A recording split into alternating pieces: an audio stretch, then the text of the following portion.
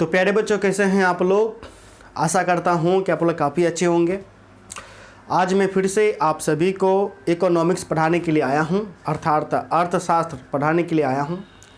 अर्थशास्त्र में मैंने अर्थशास्त्र का बेसिक क्लास ले लिया था, जिसके अंतर्गत मैं अर्थशास्त्र का अर्थ, परिभाषा, ठीक है, व्यष्टि, समष्टि, आर्थिक क्रिया, अर्थशास्त्र के जनक को काफ़ी, यानी जितना भी बेसिक आपको था, बेसिक जानकारी मैंने आपको दे दिया था। फिर मैं उसके बाद अध्याय को भी मैं प्रारंभ कर दिया था, ठीक है। यहाँ तक कि एक अध्याय को पढ़ा करके मैं समाप्त भी आपको कर दिया था, लेकिन वह SBPD पब्लिकेशन बुक के अकॉर्डिंग मैं इकोनॉमिक्स को प्रारंभ किया था। बहुत सारे बच्चों का कहना था कि सर आप इकोनॉमिक्स NCERT बुक के अकॉर्डिंग हमें पढ़ाइए, तो उन्हीं बच्चों के रिक्वेस्ट पर मैं आज से आप सभी को NCERT बुक के आधार पर इकोनॉमिक्स पढ़ाने के लिए आया हूँ, ठीक है। तो NCERT में आपका दो बुक है, एक व्यष्टि अर्थशास्त्र और दूसरा समष्टि अर्थशास्त्र, ठीक है। हालांकि मैं पिछले क्लास में आपको व्यष्टि अर्थशास्त्र क्या होता है मैंने ये भी बता दिया था, समष्टि अर्थशास्त्र क्या होता है मैंने ये भी आपको काफ़ी डिटेल से आपको मैंने बताया था। इसलिए जो मैं बता चुका हूँ उसे तो मैं डिटेल से तो आपको नहीं बताऊँगा, ठीक है। लेकिन NCERT के अकॉर्डिंग जो आपका प्रथम अध्याय है वहाँ से मैं आपको डिटेल से बताते हुए आगे मैं निकल जाऊँगा, ठीक है। तो प्यारे बच्चों, यदि आपने अभी तक कॉपी पेन नहीं निकाला है तो कॉपी पेन निकाल करके आप लोग बैठ जाइए, ठीक है। और अपने कॉपी में शीर्षक आप लोग दीजिएगा। सबसे पहला जो मेरा कक्षा हो गया 12, ठीक है। विषय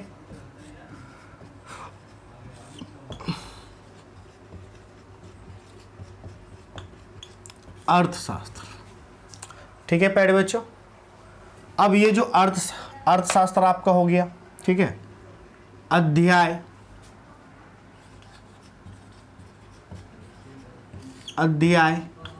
1 हो गया, ठीक है प्यारे बच्चों। अध्याय 1 का शीर्षक क्या है? तो आपका शीर्षक हो गया परिचय, ठीक है। अध्याय 1 का शीर्षक अपने कॉपी में लिखिएगा, परिचय मतलब इंट्रोडक्शन। सबसे पहले प्रथम अध्याय में हम लोग इंट्रोडक्शन देखेंगे, ठीक है। अब ये जो इकोनॉमिक्स का क्लास है यह आपका पहला क्लास है, इसलिए मैं यहाँ पर लिख देता हूँ भाग 1, यानी पहला क्लास है तो भाग 1 मैंने यहाँ पर लिख दिया, यानी पार्ट 1, ठीक है। अब ये मैं जो पहला जो अध्याय प्रारंभ किया हूँ वो मैं किस बुक के अकॉर्डिंग प्रारंभ किया हूँ? तो प्यारे बच्चों देखिए, मैंने आपको कहा था कि अर्थशास्त्र में आपका 2 किताब है, एक व्यष्टि अर्थशास्त्र, दूसरा समष्टि अर्थशास्त्र। चलिए मैं थोड़ा सा बुक के बारे में आपको मैं बता देता हूँ, जो नए बच्चे हैं उन्हें भी समझ में आपको चले ना आएगा, ठीक है। चलिए, अर्थशास्त्र, ठीक है। इसका 2 बुक आपको निकल जाता है। एक तो हो गया व्यष्टि अर्थशास्त्र, ठीक है, और जो दूसरा जो मेरा बुक हो गया समष्टि अर्थशास्त्र, ठीक है प्यारे बच्चों। इकोनॉमिक्स में 2 बुक है, व्यष्टि अर्थशास्त्र, दूसरा समष्टि अर्थशास्त्र। आप सभी को यदि पिछला क्लास किए होंगे तो मैंने आपको बताया था आर्थिक क्रिया के आधार पर अर्थशास्त्र को 2 भागों में बांटा गया है, एक व्यष्टि अर्थशास्त्र और दूसरा समष्टि अर्थशास्त्र, ठीक है। तो ये जो मेरा जो अध्याय है, प्रथम अध्याय जिसका शीर्षक है परिचय, वो मैं व्यष्टि अर्थशास्त्र के अकॉर्डिंग में आपको व्यष्टि अर्थशास्त्र का पहला अध्याय है जिसका शीर्षक है परिचय, ठीक है। तो सबसे पहले मैं आप सभी को व्यष्टि अर्थशास्त्र पढ़ाना प्रारंभ करूंगा। व्यष्टि अर्थशास्त्र में कुल मिलाकर के 6 अध्याय, कितने अध्याय है तो प्यारे बच्चों 6 अध्याय है, ठीक है। तो 6 अध्याय में पहला अध्याय का नाम हो गया परिचय। उसी प्रकार समष्टि में भी लगभग 6 ही अध्याय है। तो कुल मिलाकर के पूरे अर्थशास्त्र में NCERT के अकॉर्डिंग यानी बुक के अकॉर्डिंग आपको 12 अध्याय है। ठीक है, तो सबसे पहले मैं आपको व्यष्टि अर्थशास्त्र प्रारंभ किया हूँ। मन है तो आप यहाँ पर लिख भी सकते हैं। ठीक है, जो बुक है किस बुक के, तो व्यष्टि आपका हो गया अर्थशास्त्र। ठीक है, तो मैं जो प्रारंभ किया हूं व्यष्टि अर्थशास्त्र में आपको प्रारंभ किया हूं। ठीक है, तो मैं थोड़ा बहुत व्यष्टि और समष्टि अर्थशास्त्र के बारे में बता देता हूं, जो नए बच्चे हैं वो भी आपको समझ ना जाएंगे। ठीक है, तो देखिए आर्थिक क्रिया के आधार पर मैंने आपको बताया था कि आर्थिक क्रिया के आधार पर आपको अर्थशास्त्र को 2 भागों में बांटा गया है, एक व्यष्टि अर्थशास्त्र, दूसरा समष्टि अर्थशास्त्र। व्यष्टि अर्थशास्त्र के अंतर्गत हम लोग क्या करते हैं कि छोटे छोटे इकाई यानी इकाईबद्ध तरीके से हम लोग क्या करते हैं, अध्ययन करते हैं। ठीक है, इकाईबद्ध तरीके से हम लोग अध्ययन करते हैं। ठीक है, समष्टि अर्थशास्त्र में हम लोग संपूर्ण चीज़ों का अध्ययन करते हैं। क्या करते हैं, संपूर्ण चीज़ों का अध्ययन करते हैं। ठीक है, अब एग्जाम्पल के तहत आप समझ सकते हैं, जैसे कि आपका घर है। ठीक है, आपका घर है, आपके घर में आपके पिताजी, सिर्फ आपके पिताजी का आय क्या है यानी वेतन कितना है, आय मतलब वेतन, इसका हम अध्ययन करेंगे। सिर्फ आपके पिताजी का अध्ययन करेंगे तो क्या व्यष्टि के अंतर्गत आएगा। लेकिन आपका पूरा मोहल्ला, पूरा गांव, उस गांव में जितना व्यक्ति रहता है, सभी व्यक्ति कमाने वाला, उसका यानी पूरे गांव के व्यक्ति का हम अध्ययन करेंगे तो क्या हो जाएगा, समष्टि हो जाएगा। ठीक है, तो इसी प्रकार देखिए आपका मांग है पेन यानी व्यक्तिगत मांग। ठीक है, व्यक्तिगत मांग, तो सिर्फ एक व्यक्ति का मांग का हम लोग अध्ययन करेंगे, एक व्यक्ति का, तो वह व्यष्टि के अंतर्गत आएगा। जब किसी पूरे समाज के मांग का हम अध्ययन करेंगे कि समाज का मांग क्या है, राज्य का मांग क्या है, देश का मांग क्या है। ठीक है, तो संपूर्ण मांग हो गया यानी कुल मांग हो गया, तो कुल मांग का अध्ययन किसके अंतर्गत आपको आएगा, तो प्यारे बच्चों समष्टि अर्थशास्त्र के अंतर्गत आएगा। अर्थात हम देख पाते हैं कि व्यष्टि अर्थशास्त्र में हम लोग इकाईबद्ध तरीके से अध्ययन करते हैं, यानी इकाईबद्ध तरीके से एक एक करके हम लोग अध्ययन करते हैं, जबकि व्यष्टि अर्थशास्त्र में हम लोग संपूर्ण चीज़ों का अध्ययन करते हैं। इसलिए व्यष्टि अर्थशास्त्र पढ़ने से पहले हम लोग समष्टि अर्थशास्त्र पढ़ने से पहले इसलिए हम लोग व्यष्टि को पढ़ते हैं, क्योंकि ये जो समष्टि अर्थशास्त्र है यह व्यष्टि के बिना अधूरा है। ठीक है, अब देखिए समष्टि तभी बनेगा ना जब हम व्यष्टि का अध्ययन करेंगे, है कि नहीं। जैसे एग्जाम्पल के तहत एग्जाम्पल के तहत एक गांव है। ठीक है, एक गांव में 100 आदमी है। कितना आदमी? 100 आदमी कमाने वाला है। ठीक है, अब यदि हमें पूरा गांव का अध्ययन करना है, क्या करना, पूरा गांव का यानी पूरा गांव का अध्ययन करेंगे, किसके अंतर्गत आएगा, समष्टि के अंतर्गत आएगा। ठीक है, लेकिन पूरा गांव के अध्ययन करने के लिए हम एक बार में तो 100 व्यक्ति का तो अध्ययन तो नहीं कर पाएंगे। इसके लिए हम हर एक आदमी के पास जाएंगे, हर आदमी के पास जाएंगे, हर आदमी को कहेंगे बताइए आपका आमदनी कितना। कोई कहेगा 10 रुपया, कोई कहेगा 12 रुपया, कोई कहेगा 13, कोई कहेगा 9 रुपया, कोई कहेगा हम भिखमंगा है 0, है कि नहीं। तो 100 में से सबका तो आय तो अलग अलग होगा कि नहीं। तो ये जो हम जो बारीकी से अध्ययन करें, बताओ तुम्हारा कितना आय, यानी व्यक्तिगत जब हम अध्ययन करेंगे, यानी एक एक करके जब हम अध्ययन करेंगे, जैसे डाटा अलग अलग निकला ना, एक आदमी का 10 रुपया कमाता है, एक 12 कमाता है, एक 13, एक 9, एक 0, ठीक है, और एक 5 रुपया, और एक आदमी ऐसा होगा कि जो एक के दाम में सीधे 50 रुपया कमाएगा। ठीक है, तो एक एक करके जब अध्ययन करेंगे तो व्यष्टि अर्थशास्त्र के अंतर्गत यह आपको आएगा। जब ऐसी एक एक करके अध्ययन करने के बाद जब इसका हम जोड़ देंगे, योग कर देंगे, और योग करने के बाद एक औसत निकालेंगे, यानी औसत आय, यानी गांव का औसत आय क्या है, तो कुल आय बराबर हो जाएगा। तो कुल आय है कि नहीं, तो ये किसके अंतर्गत आएगा, यह आपको समष्टि के अंतर्गत आएगा। ये यदि इसे आप और अच्छे तरीके से समझना चाहते हैं तो आप कुछ इस प्रकार से समझ सकते हैं, ठीक है। अब जैसे कि मान के चलिए कोई एक जंगल है प्यारे बच्चों, ठीक है, ये जंगल है, ठीक है। अब जंगल में तो मान के चलिए जंगल में तो बहुत सारा पेड़ होगा, ठीक है, अलग अलग आम का पेड़, लीची का पेड़, अमरूद का पेड़, बहुत सारा पेड़ होगा। तो जब जंगल में हम सिर्फ एक पेड़ का अध्ययन करेंगे, ठीक है, ये मान के चलो ये पेड़ है, जंगल में सिर्फ हम एक पेड़ का अध्ययन करेंगे, तो एक पेड़ का अध्ययन करना किसके अंतर्गत आएगा? व्यष्टि अर्थशास्त्र के अंतर्गत, ठीक है। एक पेड़ का अध्ययन करना व्यष्टि अर्थशास्त्र के अंतर्गत। जब हम जंगल में पूरा का पूरा अध्ययन करेंगे, यानी पूरे पेड़ का अध्ययन करेंगे, तो पूरा पेड़ का अध्ययन करने के लिए हमको हर पेड़ का अध्ययन करना पड़ेगा। तो हर पेड़ का अध्ययन एक एक बार में अध्ययन करना व्यष्टि कहलाएगा। जब पूरा पेड़ का अध्ययन करके पूरा बात बताएंगे तो वो किसके अंतर्गत आज आपको आ जाएगा? तो समष्टि अर्थशास्त्र के अंतर्गत आएगा, ठीक है। हालांकि मैं इससे भी पहले काफ़ी अच्छे तरीके से आप सभी को मैंने आपको बता दिया। कुल मिलाकर के इतना याद रखना है, व्यष्टि अर्थशास्त्र के अंतर्गत हम लोग इकाईबद्ध तरीके से अध्ययन करते हैं, जबकि समष्टि अर्थशास्त्र में संपूर्ण अध्ययन आपको किया जाता है, ठीक है। तो सबसे पहले हम प्यारे बच्चों आप सभी को व्यष्टि अर्थशास्त्र पढ़ाने के लिए आए हैं। पहले व्यष्टि आपको पढ़ा देंगे, व्यष्टि को समाप्त करने के बाद फिर हम आपको समष्टि प्रारंभ करेंगे। तो व्यष्टि में सबसे पहला जो आपका निकल करके आता पहला अध्याय है जिसका शीर्षक है आपको परिचय। क्या है? तो प्यारे बच्चों परिचय, ठीक है। तो परिचय में जो सबसे पहले हम लोग जो देखेंगे वह देखेंगे वस्तु और सेवा। आखिर वस्तु क्या होता है, सेवा क्या होता है, क्योंकि इकोनॉमिक्स में ज़्यादातर तो हमें वस्तु का ही जरूरत पड़ता है, सेवा का ही आपको जरूरत पड़ता है।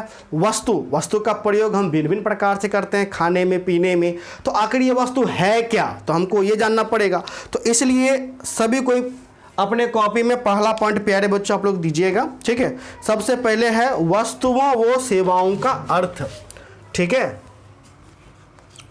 पहला पॉइंट यहां पर हो गया वस्तुओं वो सेवाओं का अर्थ, ठीक है। वस्तुओं व सेवाओं का अर्थ। प्यारे बच्चों देखिए हम क्या करेंगे, इकोनॉमिक्स में जितना भी जो हिंदी जो मेन पॉइंट है उसे हम अंग्रेजी में भी याद रखने की कोशिश करेंगे, ठीक है। चलिए, तो सबसे पहले हम लोग देखेंगे वस्तु, ठीक है। वस्तु जिसे हम अंग्रेजी में गुड्स कहते हैं। क्या कहते हैं? तो प्यारे बच्चों गुड्स, ठीक है। वस्तु जिसे हम अंग्रेजी में गुड्स कहते हैं। तो सबसे पहला जो पॉइंट पहले अध्याय में निकलता है वस्तु और सेवाओं का अर्थ, ठीक है।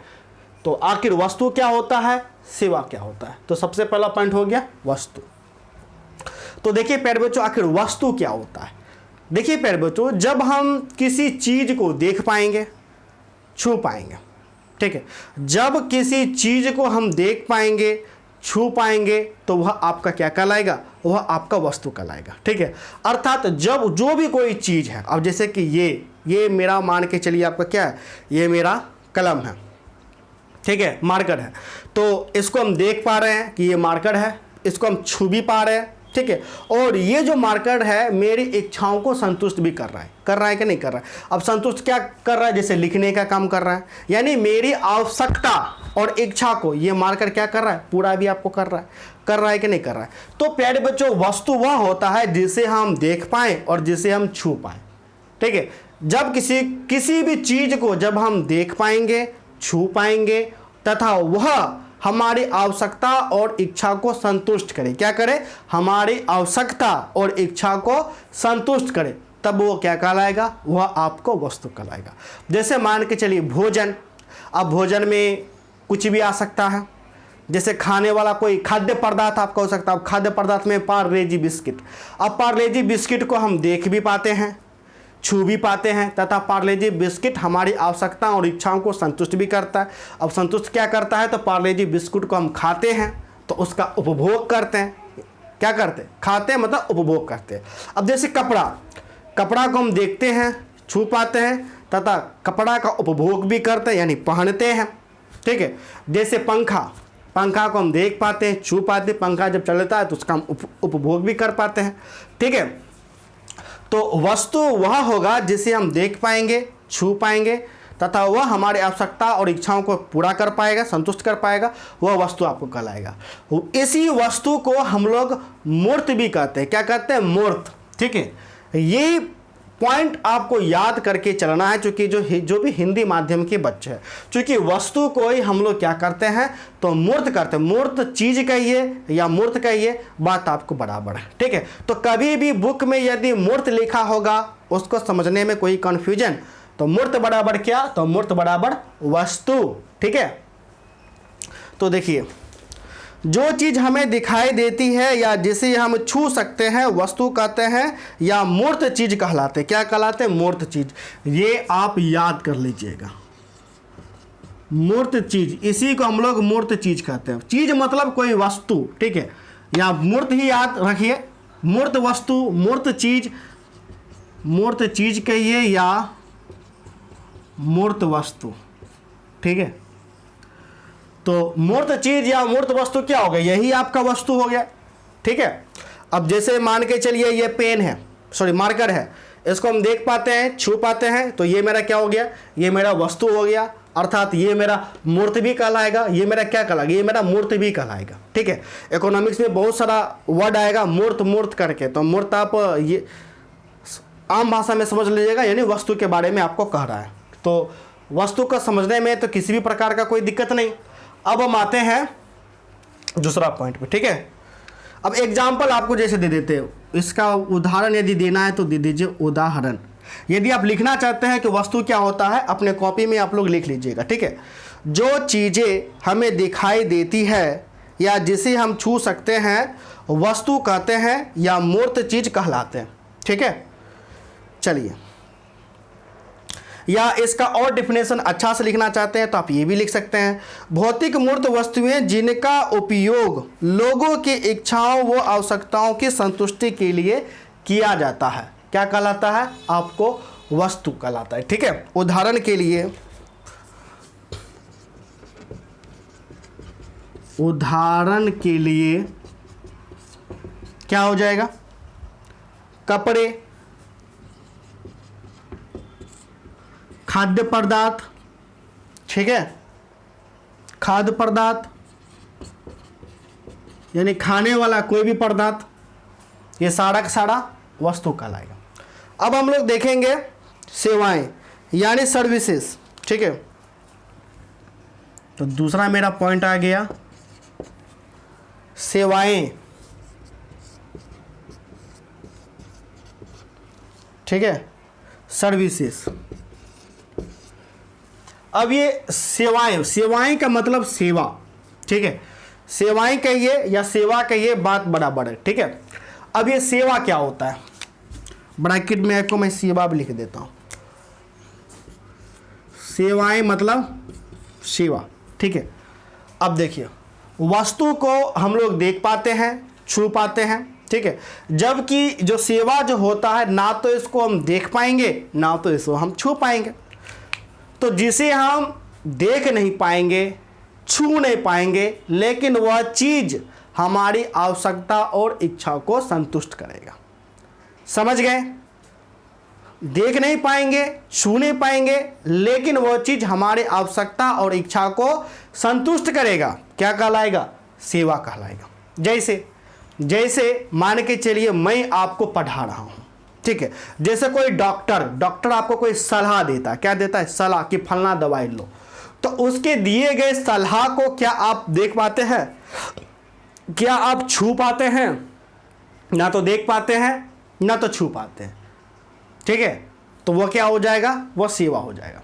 जैसे मैं आपको पढ़ा रहा हूं, तो इसे आप देख पाइएगा, छू पाइएगा, ना तो आप देख पाते हैं ना तो आप छू पाते हैं, तो ये आपको क्या कहलाएगा, तो ये आपको प्यारे बच्चों सेवा कहलाएगा, ठीक है। तो चिकित्सक यानी डॉक्टर के जितना भी जो कार्य होते हैं सेवा के अंतर्गत आ गए। शिक्षक के कार्य सेवा के अंतर्गत आ गए। ठीक है, समझ गए एक लाइन में। जैसे आप देख नहीं पाइएगा, छू नहीं पाइएगा, वो सारा का सारा सेवा के अंतर्गत आपको कहलाएगा। ठीक है, तो अब इसी सेवा को हम लोग कहते हैं अमूर्त। क्या कहते हैं? अमूर्त चीजें। ठीक है, अमूर्त चीज अर्थात अमूर्त वस्तु। ठीक है, समझ गए।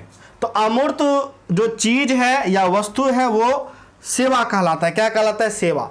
तो कभी भी एनसीईआरटी में देखिएगा, खास करके आपको इसी वर्ड का जिक्र होगा, मूर्त चीज, अमूर्त चीज। तो मूर्त चीज मतलब वस्तु के बारे में बोल रहा है, अमूर्त चीज मतलब सेवा के बारे में वो आपको कह रहा है। ठीक है, अब आप कहिएगा कि सर आप सेवा और वस्तु क्यों पढ़ाएं? क्योंकि देखिए प्यारे बच्चों, जो भी मानव होता है, अब मानव का जो भी मान के चलिए इच्छा होता है, मानव का जो आवश्यकता होता है वो तो असीमित होता है। तो आवश्यकता किस चीज का होगा? या तो वस्तु का होगा या तो सेवा का होगा। इसी चीज का आपको आवश्यकता होगा ना। अर्थशास्त्र में हम लोग आवश्यकता का ही तो अध्ययन करते हैं, और जो आवश्यकता होता है वो असीमित होता है। असीमित आवश्यकता का ही हम लोग खास करके अध्ययन करते हैं। ठीक है, अब आवश्यकता है मान के चलिए हमें किसका? गर्मी लग रहा है, किसका आवश्यकता चाहिए? तो कूलर का, एसी का। ठीक है, या हमको मान के चलिए आवश्यकता है सेवा का। सेवा क्या? जैसे हम कोई टीचर के पास पढ़ना चाहते हैं, जैसे बुखार लगा हुआ है, डॉक्टर का। तो मानव है तो उन्हें वस्तु या सेवा का जरूरत आपको पड़ेगा ही पड़ेगा। ठीक है, अब ये जो मान के चलिए वस्तु का जो जरूरत पड़ेगा, उस वस्तु का वो क्या करेगा? वो तो उपभोग करेगा, वस्तु का वो उपभोग करेगा। ठीक है, जैसे मुझे कपड़ा का आवश्यकता है, तो कपड़ा का हम क्या करेंगे? हम कपड़ा को पहनेंगे। कोई भी वस्तु का आवश्यकता है, जैसे ये खाद्य पदार्थ का, तो खाद्य पदार्थ का हम लोग क्या करेंगे? उपभोग करेंगे, नहीं खाएंगे। तो ये जो आवश्यकता है, तो आवश्यकता से तो कुछ होगा नहीं, उसका उत्पादन भी किया जाएगा। क्या किया जाएगा? तो प्यारे बच्चों उत्पादन। ठीक है, उत्पादन कितना किया जाएगा? जितना आपको आवश्यकता होगा, यानी आवश्यकता बराबर मांग हो गया। क्या हो गया? मांग, अर्थात जितना मांग होगा उतना वस्तु का उत्पादन होगा। अब ये उत्पादन, अब हम उत्पादन कैसे करेंगे? ये भी तो एक प्रकार का समस्या है। समस्या है कि नहीं? एकदम समस्या है। तो उत्पादन करने के लिए हमें साधनों की जरूरत होती है। किसकी जरूरत होती है? तो प्यारे बच्चों साधन। ठीक है, अब जैसे मान के चलिए कि हमको आप सभी को पढ़ाना है। अब पढ़ाना मेरा इस एक प्रकार का देखिए क्या होगा? उत्पादन। अब पढ़ाने से पीछे ऐसे तो नहीं मैं आया आपको पढ़ा दिया ऑनलाइन, ऐसे तो मैं तो आपको नहीं पढ़ाता हूँ। पढ़ाने के लिए मुझे व्हाइट बोर्ड की जरूरत पड़ती है, नंबर 1। मार्कर की जरूरत पड़ती है, नंबर 2। लाइट की जरूरत पड़ती है, नंबर 3। इंटरनेट की जरूरत पड़ती है, नंबर 4। किताबों का जरूरत पड़ता है, नंबर 5। है कि नहीं? तब जाकर के मैं आपको प्रॉपर एक वीडियो दे पाता हूं। वीडियो जो मैं आपको दे पाता हूं, इन्हीं सभी के कारण से दे पाता हूं ना। तो उत्पादन करने के लिए हम जिस चीजों का प्रयोग करेंगे, ठीक है, उत्पादन करने के लिए हम जिस चीजों का प्रयोग करेंगे वह चीज ही क्या कहलाएगा? संसाधन। क्या कहलाएगा प्यारे बच्चों? संसाधन। अर्थात हमें वीडियो बनाने के लिए सबसे ज्यादा किस चीज की आवश्यकता पड़ता है? White board. तो एक प्रकार का व्हाइट बोर्ड क्या हो गया? संसाधन। मार्कर का जो आपको पड़ता है, तो मार्कर क्या हो गया? एक प्रकार का संसाधन। लाइट का जो पड़ता है, लाइट एक प्रकार का क्या हो गया? संसाधन। किताबों की आवश्यकता पड़ता है, तो किताब एक प्रकार का क्या हो गया? संसाधन। तो प्यारे बच्चों संसाधन क्या होता है, इसको समझने में किसी को कोई दिक्कत? यानी वस्तु का उत्पादन करने के लिए जिन चीजों का हम लोग प्रयोग करते हैं उसे ही हम आपको संसाधन कहते हैं। ठीक है, अब जैसे मान के चलिए मुझे ये किताब, ठीक है, ये किताब बनाना है, तो किताब तो ऐसे तो नहीं बनेगा। अब किताब बनाने के लिए हमें क्या चाहिए? तो किताब बनाने के लिए सबसे पहले हमें एक बड़ा सा भूमि चाहिए। तो भूमि क्या हो गया? संसाधन। ठीक है, उस भूमि पर हम लोग बड़ा बड़ा मशीन लगाएंगे, यानी किताब का मशीन लगाएंगे। तो कि मशीन भी क्या हो गया? संसाधन। अब मशीन लगाने से होगा नहीं, हमें मजदूरों की भी आवश्यकता होगा, मजदूर का श्रम। तो मजदूर का श्रम भी क्या होगा? संसाधन। उसके बाद पेपर की आवश्यकता होगा जिस पर छपेगा, तो पेपर भी क्या हो गया? संसाधन। तब जाकर के अंतिम रूप में हमें क्या होगा, उत्पाद, यानी किताब का क्या होगा, उत्पाद। तो उत्पाद के पीछे देखिए कितना संसाधन आपको लगता है, बहुत ज़्यादा संसाधन आपको लगता है। ठीक है, अब ये जो संसाधन है, यह संसाधन भी एक प्रकार का समस्या हो जाता है, जो कि हम आगे क्या करेंगे तो पढ़ेंगे। ठीक है, तो अभी तक आपने क्या समझा, अभी तक आपने वस्तु को समझा, सेवा को समझा, उत्पाद को समझा, संसाधन को समझा। ठीक है, यहां तक समझने में प्यारे बच्चों किसी को कोई दिक्कत नहीं, तो इसको मैं थोड़ा सा मैं मिटा देता हूं। ठीक है,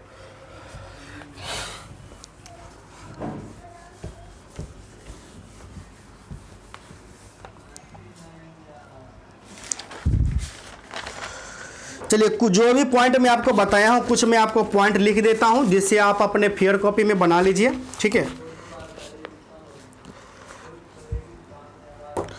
जो मेन पॉइंट है, किसी व्यक्ति विशेष को वस्तुओं और सेवाओं की आवश्यकता होती है, एकदम सही बात है।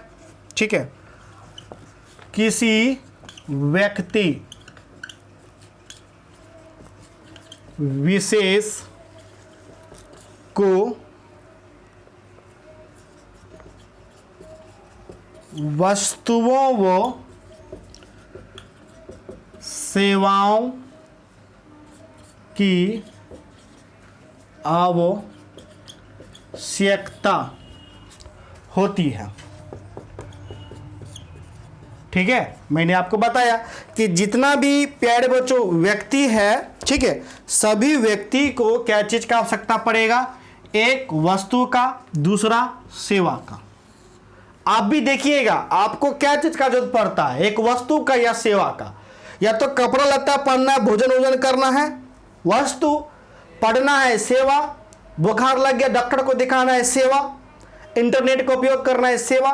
ठीक है, तो वस्तु और सेवा भगवान जी तो ऐसे प्रकट कर नहीं देंगे, हम ही वो क्या करते हैं, उसका उत्पाद करते हैं, यानी उत्पादन करते हैं, उत्पादन। ठीक है, क्योंकि सभी लोगों को वस्तु चाहिए, सभी लोगों को सेवा चाहिए, तो सभी लोगों को वस्तु चाहिए, सेवा चाहिए, तो हमें बड़े से पैमाने पर उत्पादन तो करना पड़ेगा। बड़े से पैमाने कहने का मतलब है जितना मांग है उतना हमको क्या करना पड़ेगा, उत्पादन करना पड़ेगा। तो उत्पादन करने के लिए हमें किस चीज़ की जरूरत पड़ेगा, तो उत्पादन करने के लिए हमें संसाधन की जरूरत पड़ेगा। तो ये भी पॉइंट आप लोग लिख लीजिए। ठीक है, तो इन वस्तुओं और सेवाओं के उत्पादन करने में संसाधनों की आवश्यकता होती है। ठीक है, इन वस्तुओं व सेवाओं के उत्पादन करने में संसाधनों की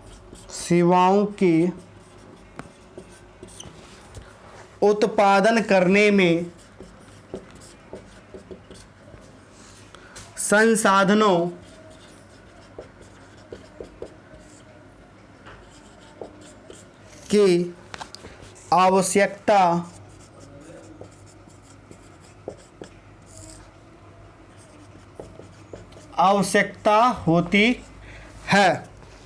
ठीक है, तो यहां पर मेरा वर्ड क्या आया, इन वस्तुओं और सेवाओं के उत्पादन करने के लिए हमें संसाधनों की आवश्यकता होती है।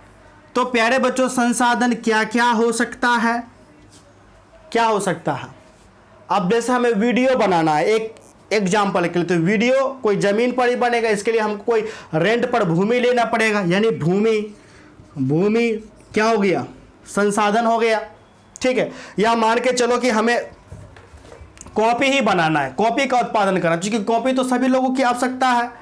ठीक है, ये जो कॉपी क्या है, वस्तु है, क्योंकि हम देख पाते हैं, छू पाते हैं, कॉपी सभी लोगों को चाहिए, सभी लोगों को पढ़ना है, तो कॉपी का उत्पादन करेंगे।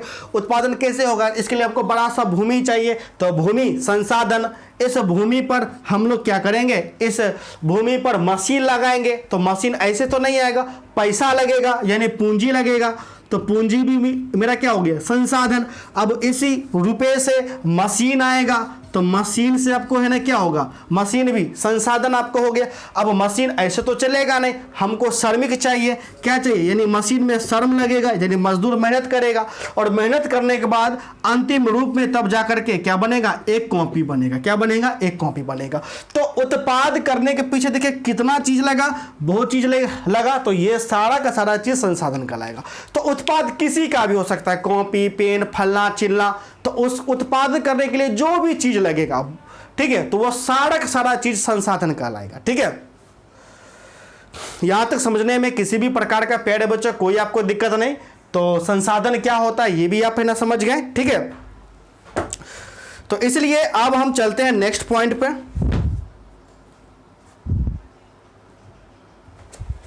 अब हम लोग देखेंगे सामान्य अर्थशास्त्र यानी जनरल इकोनॉमी। ठीक है,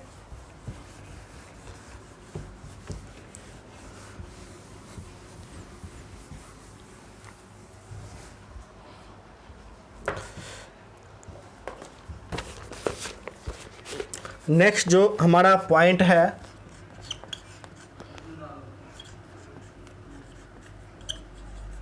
सामान्य अर्थशास्त्र। ठीक है, अर्थात अंग्रेजी में कहें तो जनरल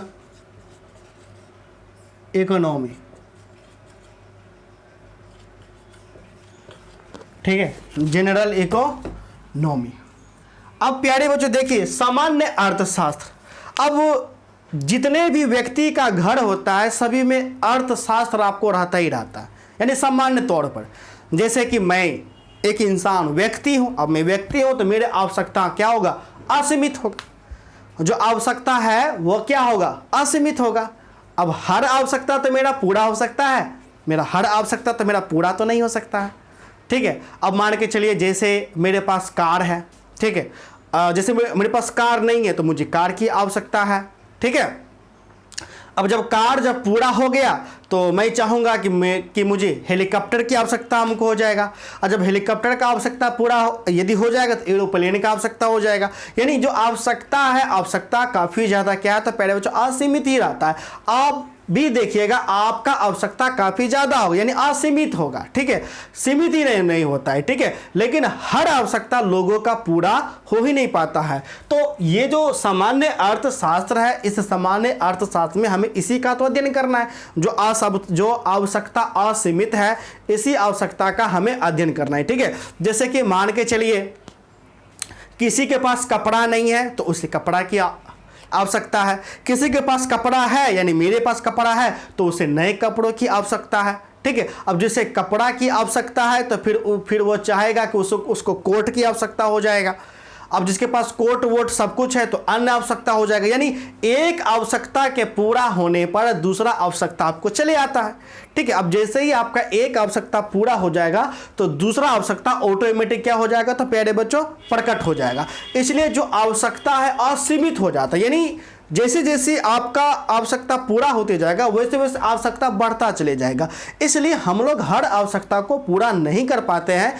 क्यों अब हम हर आवश्यकता को पूरा क्यों नहीं कर पाते हैं, क्योंकि हमारे पास साधन कम होते हैं। हमारे पास क्या होते हैं, तो प्यारे बच्चों साधन कम होते हैं। कम मतलब सीमित होते हैं। जो साधन है वो हमारे पास सीमित है। अब मान के चलिए मेरा आवश्यकता आपको ज़्यादा है, मेरा आवश्यकता है मान के चलिए कार खरीदने का, तो मैंने एक कार खरीद लिया, ठीक है, 5 लाख का। ठीक है, अब मेरा आवश्यकता हो गया, नहीं ये कार अच्छा नहीं है, मुझे हेलीकॉप्टर चाहिए। क्या चाहिए, हेलीकॉप्टर। अब हेलीकॉप्टर मेरा आवश्यकता हो गया, लेकिन साधन तो मेरे पास सीमित है। साधन यानी साधन करने के कहने का मतलब अब हेलीकॉप्टर लेने के लिए हमें क्या चाहिए, हमें पैसा चाहिए। तो पैसा मेरे पास है ही नहीं, तो आवश्यकता मेरे पास पैसा है वो भी सीमित है, और उस साधन में हमको हेलीकॉप्टर आएगा, हेलीकॉप्टर तो नहीं आएगा। तो इसलिए हर आवश्यकता मेरा क्या पूरा हो पाएगा, पूरा नहीं हो पाएगा। जैसे मान के चलिए आपका आवश्यकता बहुत है। आप में से जितने भी बच्चे मेरी क्लास देख रहे हैं, सब बच्चे का ख्वाहिश होगा कि पिताजी कब हमको मोटरसाइकिल देंगे। तो आपका आवश्यकता क्या हो गया, मोटरसाइकिल का। लेकिन आपको आवश्यकता पूरा करने के लिए आपके पास साधन क्या है, साधन सीमित है। अर्थात मोटरसाइकिल लेने के लिए किस चीज़ का जरूरत है, तो पैसे का। तो आपके पास पैसा है लेकिन पैसा सीमित है, और उस पैसे में यदि मोटरसाइकिल आएगा तो आप ले पाएंगे। यदि नहीं आएगा तो आप ले नहीं पाएंगे। ठीक है, तो इसलिए जो रुपये जो होता है वो तो आपका सीमित है। ठीक है, तो अब ठीक है कि धीरे धीरे आप साधन को अपनी आवश्यकता की तुलना में पहुंचा देते हैं। ठीक है, अब जैसे ही आपका रुपये बढ़ जाता है, साधन बढ़ा मतलब रुपये बढ़ गया, उस रुपये से आप मोटरसाइकिल ले लेते हैं। लेकिन जैसे ही मोटरसाइकिल आप लीजिएगा तो आपको मन करेगा, यानी आवश्यकता हो जाएगा कार का। अब कार का आवश्यकता हो गया लेकिन आपके पास पैसा नहीं है, यानी साधन सीमित आपका हो गया। ठीक है, तो इसी चीज को हमको क्या करना है, इस सामान्य अर्थशास्त्र में आपको पढ़ना है। तो सामान्य अर्थशास्त्र का जो सबसे पहला जो पॉइंट हो जाएगा वो असीमित आवश्यकता, अर्थात जितने भी व्यक्ति होते हैं सभी व्यक्ति में ये जो आपका आवश्यकता है, आवश्यकता का भार ज्यादा हो जाता है और साधन का भार कम हो जाता है। ठीक है, साधन का भार क्या हो जाता है, कम। ठीक है, आप चाहे तो आप इसको इस प्रकार से भी आप देख सकते हैं। जैसे कि मान के चलिए ये मेरा तराजू है, ये मेरा प्यारे बच्चों क्या है, तराजू। ठीक है, ये मेरा तराजू मेरा हो गया।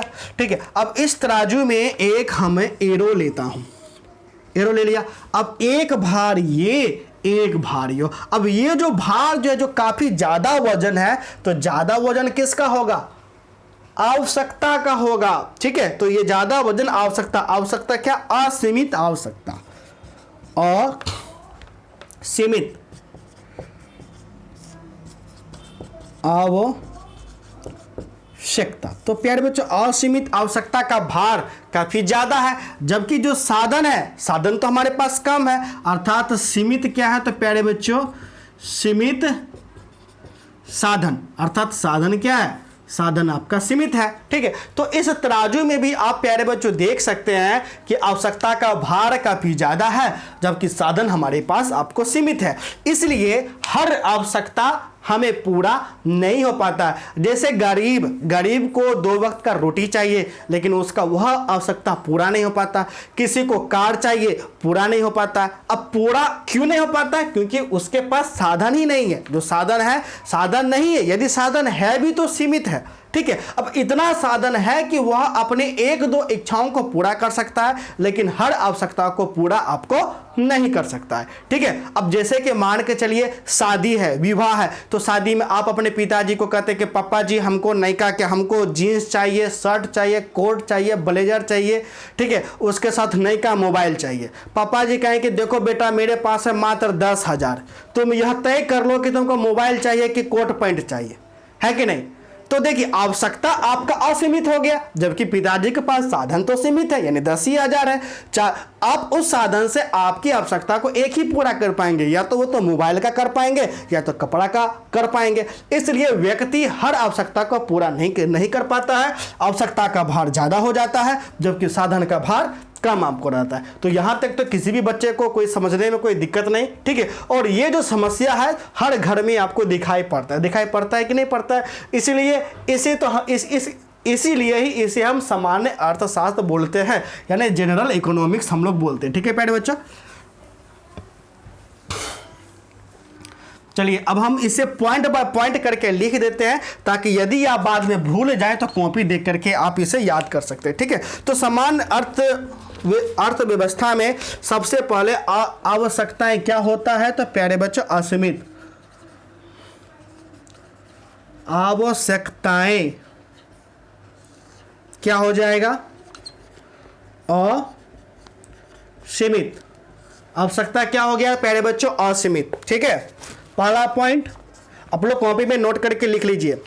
व्यक्ति द्वारा अपने आवश्यकता को पूरा करने के लिए संसाधनों का उपयोग करते हैं। ठीक है, ये भी लिख लीजिए कि हर व्यक्ति अपनी आवश्यकता को पूरा करने के लिए संसाधन का उपयोग करते हैं। ठीक है, व्यक्ति द्वारा, एक मिनट थोड़ा समय वीडियो को देख लेता हूं।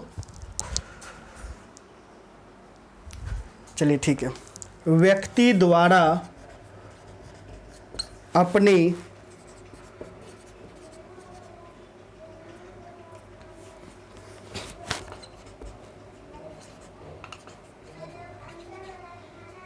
अपनी आवश्यकताओं को पूरा करने के लिए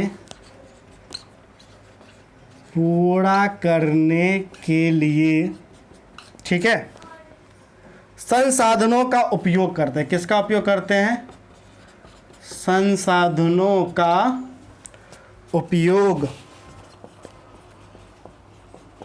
करते हैं। ठीक है प्यारे बच्चों।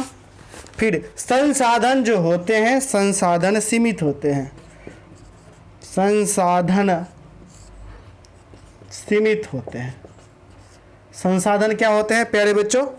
सीमित होते हैं। ठीक है, तो यहाँ तक तो समझने में कोई दिक्कत नहीं। मन है तो आप तराजू भी बना सकते हैं, इस प्रकार से बना दीजिएगा, एक ये एक ये।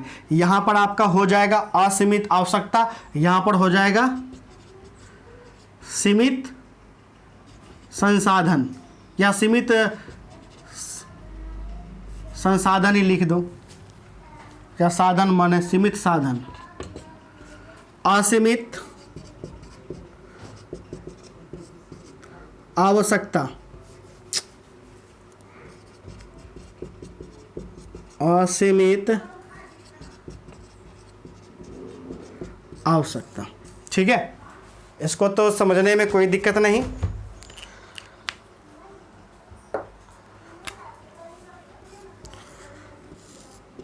अब देखिए, अब जितना भी जो मनुष्य है, हर मनुष्य क्या करता है, इस असीमित आवश्यकता और सीमित साधन को तालमय कर देता है, यानी क्या कर देता है, एक योग कर देता है, और उनके अकॉर्डिंग अपने आवश्यकता को वो क्या करता है, तो प्यारे बच्चों पूरा करता है। ठीक है, तो अब हम देखेंगे नेक्स्ट पॉइंट। नेक्स्ट आपका पॉइंट है संसाधनों का विनिधान। ठीक है, संसाधनों का विनिधान, ये काफी ज्यादा आपको महत्वपूर्ण आपको है ना हो जाता है। ठीक है,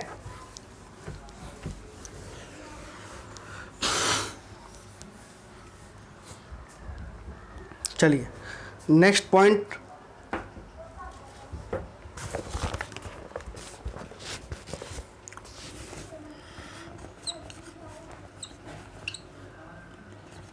संसाधनों का विनिधान, अंग्रेजी में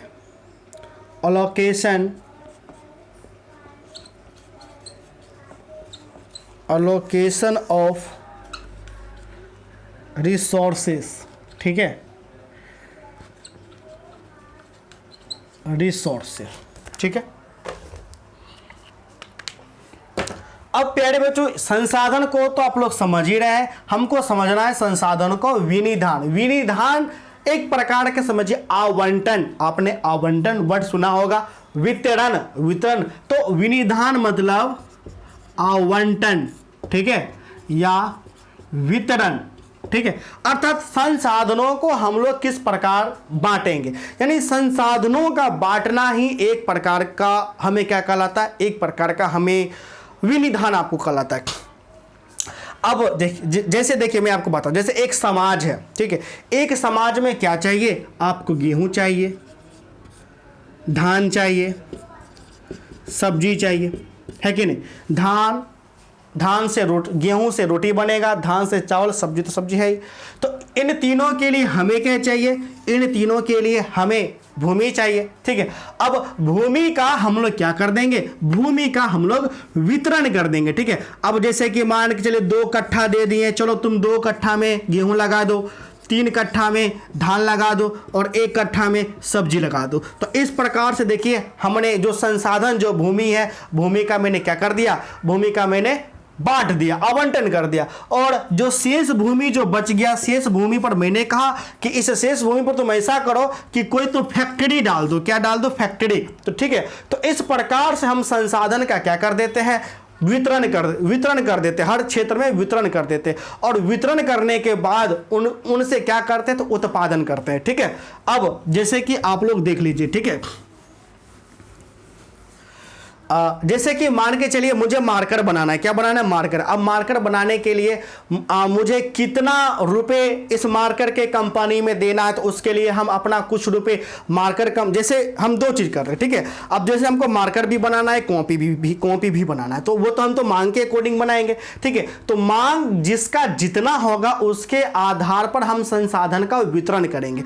मांग देखेंगे ज्यादा कॉपी का है, तो हम बड़े से भूभाग यानी बड़े से जमीन को कॉपी वाले कंपनी को देंगे, और कम भाग पर हम पेन वाले कंपनी को देंगे। ठीक है, अब जाहिर सी बात है आपको कॉपी बनाना है तो ज़्यादा रुपए लगेगा, तो हम कॉपी वाले कंपनी में 1 लाख रुपए दिए। ठीक है, और पेन वाले कंपनी में 50,000 दिए। ठीक है, इसी प्रकार से कॉपी वाले में 10 श्रमिक को लगाएं और पेन वाले में 2 श्रमिक को लगाएं। तो हम अपने उत्पादन के आवश्यकता के अनुसार अपने संसाधनों का क्या कर रहे हैं, अपने संसाधनों का वितरण कर रहे हैं। क्या कर रहे हैं, वितरण।